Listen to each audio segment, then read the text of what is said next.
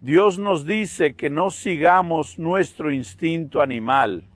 He notado que esto es algo fundamental en la práctica de la vida cristiana, pero es importante que entendamos que esta definición de instinto animal y también las acciones que debemos tomar para que esto no tenga poder en nuestras vidas. Y para eso voy a hablar sobre este importante tema, no solo en este video, sino en una serie de 3 episodios. Y estoy seguro de que esto cambiará tu vida. Quédate y en unos minutos empezaremos esta jornada.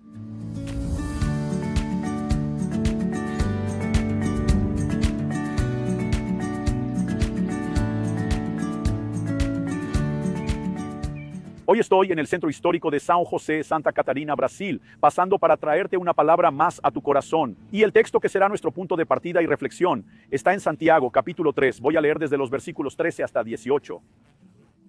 ¿Quién entre ustedes es sabio e inteligente, que muestre sus obras con humildad y sabiduría a través de su buena conducta?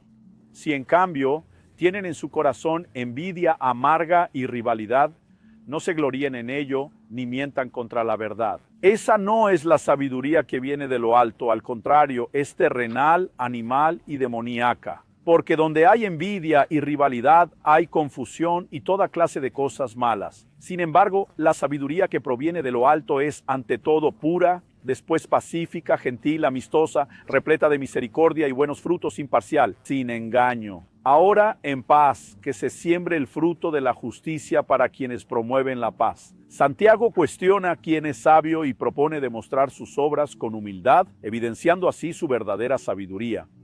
Él resalta tanto la sabiduría como el comportamiento. Al mirar la cuestión de la sabiduría, él divide la sabiduría que es del cielo y la sabiduría terrenal. Es muy importante que comprendamos que en la definición de la sabiduría terrenal, él utiliza 3 adjetivos. Dice terrenal, animal y demoníaca. La palabra terrenal no requiere mucha explicación.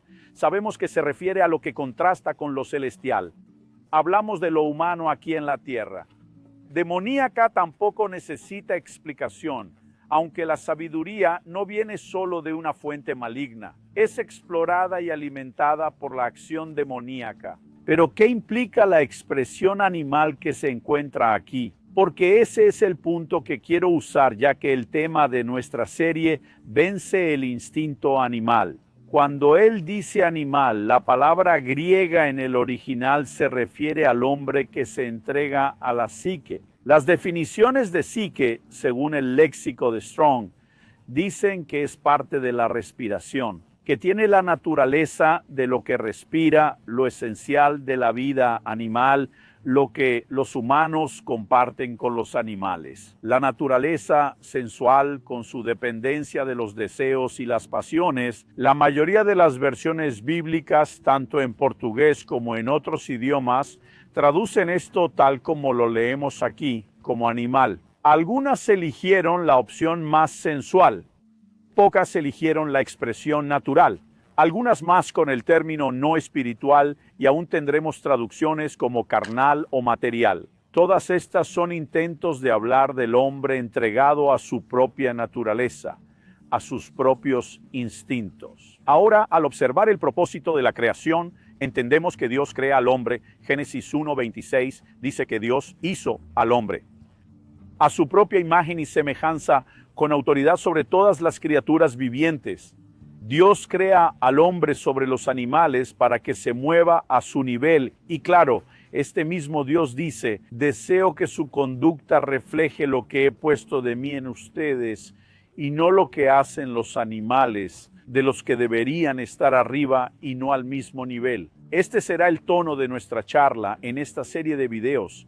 Pero para entender bien lo que es este instinto animal, quiero enfocarme en las 2 afirmaciones de Tiago. Habla sobre la sabiduría y el comportamiento.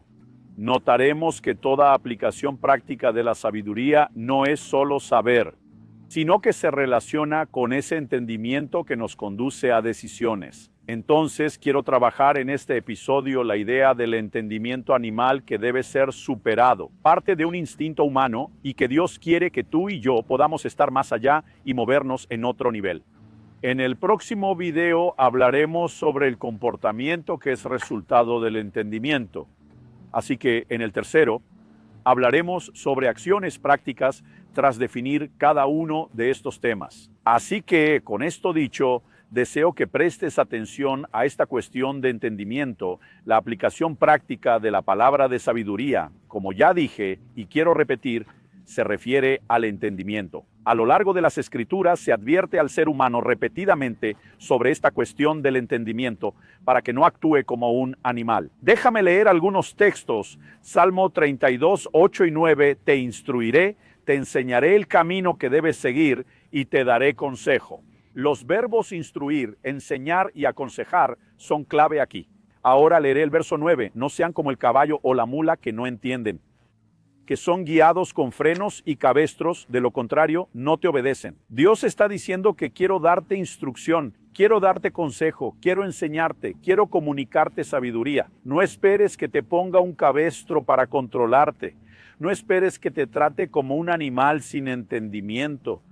Salmo 73, 21 y 22, cuando mi corazón estaba lleno de amargura y mi interior se conmovió, era como un animal sin entendimiento, era como un animal ante ti. Una vez más, la comparación, un animal sin entendimiento. Job 18, 3, ¿por qué se nos considera como animales y a tus ojos parecemos tener poca inteligencia? Job 35, 10 y 11, pero nadie dice dónde está Dios que me hizo y que inspira alabanzas en la noche, que nos instruye más que a los animales de la tierra y nos hace más sabios que las aves del cielo. Y al final, Salmo 49, 20, el hombre con honores pero sin entendimiento es como los animales que mueren. Entonces, establecido el hecho de que la propia Biblia reconoce esta distinción de un nivel de entendimiento entre el hombre, que fue creado por Dios, tiene la imagen y semejanza de Dios, debería tener un nivel diferente de entendimiento y los animales un nivel inferior. Observamos que no se trata solamente de una observación, sino de una clara advertencia. A pesar de esta clara distinción de sabiduría, deben cuidar de permanecer en el lugar que les corresponde y no en el nivel de entendimiento de los animales. En el Nuevo Testamento, en la primera carta a los Corintios, Pablo menciona en el capítulo 2, versículo 14. Ahora, la persona natural, como dicen las traducciones más antiguas, el hombre natural no acepta las cosas del Espíritu de Dios, porque son locura y no puede entenderlas porque se discernen espiritualmente. ¿Sabes qué palabra se tradujo aquí? Es la misma que en Santiago se traduce como animal. El hombre que se entrega a su naturaleza y a sus instintos no puede moverse en la comprensión de las cosas espirituales, de las cosas de Dios. Le parecen locura. Por lo tanto, cuando nos limitamos a un entendimiento meramente humano y natural, aunque puedas comparar al hombre con sus animales, es más inteligente, pero no se trata de la misma cantidad, sino del mismo patrón. A aquello que podemos clasificar como obscuridad espiritual. No se ve, no se comprende lo que se nos ofrece en el plano espiritual. En Colosenses 2:18, Pablo utiliza una expresión de la mente carnal. ¿Qué quiere decir eso? No está hablando de que el cerebro sea lo único, sino que la manera de entender y procesar está guiada por la carne y el instinto. Por eso debemos fomentar la sobriedad. La Biblia se refiere a este asunto con frecuencia. En la primera de Pedro 4, 7 se menciona: el fin de todas las cosas está próximo. Por lo tanto, actúen con sensatez y sobriedad.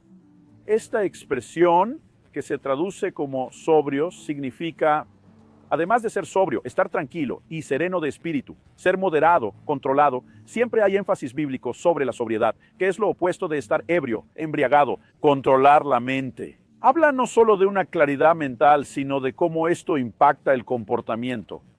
Vemos en las Escrituras otros textos que nos llaman a la sobriedad. Tito 2:6, igualmente, en relación a los más jóvenes, pídeles que sean moderados en todo. La palabra que se traduce aquí, moderados, en otras traducciones es la palabra griega sofroneo. Significa tener mente sana, estar saludable mentalmente, ejercer autocontrol y pensar moderadamente sobre uno mismo. Que por cierto, se usa en Romanos 12:3, donde Pablo dice que nadie debe pensar de sí más de lo que es. Pero la moderación es exactamente la misma palabra. Habla también de controlar las pasiones. Pablo menciona la sobriedad 3 veces en su carta a Tito. Esta vez usa sofrón, la palabra que es la raíz de la que mencionamos anteriormente, sofroneo. Él dice que quien quiere ser obispo debe ser sobrio. Él dice que los hombres viejos deben ser moderados y respetables, lo que también significa sobriedad. En Tito 2:5 habla sobre las mujeres ancianas que también deben ser sensatas, o esto se traduce en otras versiones como sobrias. Por lo tanto, tú y yo debemos comprender que el autocontrol que inicia en la mente se manifestará en nuestras acciones. Se requiere de la humanidad desde sus inicios. En Génesis 4:7, cuando Caín planea matar a su hermano, Dios le dice que el pecado está a su puerta y que su deseo será en su contra. Pero tú debes controlarlo. No importa si hablamos del inicio de la historia humana o de las instrucciones del Nuevo Testamento. Según 2 Timoteo 1:7, Dios no nos dio un espíritu de miedo, sino de poder, amor y moderación. La palabra utilizada aquí es sofronismos. Es otra derivación de sofrón, es una advertencia o llamado a la estabilidad de la mente. Moderación y autocontrol. Tú y yo necesitamos entender que el punto de partida del instinto animal es cuando caemos en ese lugar de entendimiento erróneo. Romanos 12:2 nos dice que debemos renovarnos en nuestra mente, porque no se puede cambiar el comportamiento sin cambiar la mentalidad. Dios nos llama a cambiar primero la mentalidad antes que el comportamiento, lo que implica un orden en el proceso. Que podemos vencer esa mentalidad que es parte de nuestro instinto animal y que debemos entender y comprometernos a vivir en ese espacio.